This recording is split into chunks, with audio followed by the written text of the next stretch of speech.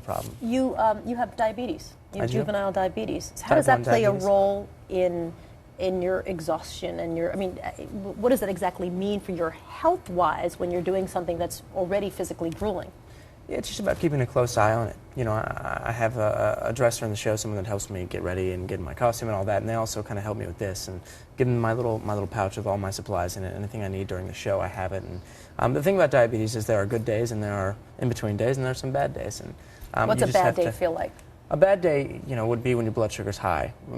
The thing about, or when it's low, the thing about diabetes type 1, that is that it's unpredictable. You know, you can do your best to sort of manage it as you hope it's going to end up during the day and take the right amount of insulin, eat the right things, and have some physical activity. But one day it could just decide it's going to be more difficult than others. And yesterday, for instance, was one of those days where it was a bit more difficult, but I just kept a close eye on it and made sure I was feeling my best for the show. And luckily, I'm in the best health I've been in since my diagnosis. So With that's all that a good dancing, thing. I bet you are. Has anything happened to you during a performance with the diabetes that you had to combat really fast? Not during the show, Okay. not during How to Succeed. I've really tried to keep a close eye on it because it is a really physical show. But on tour with my brothers, you know, I've been a diabetic now for going on 7 years this year.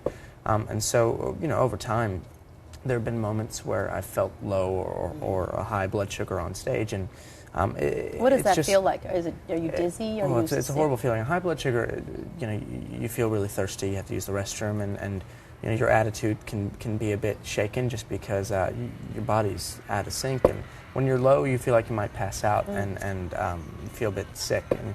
And so both are a horrible feeling, and you know, it's just about dealing with it in the moments.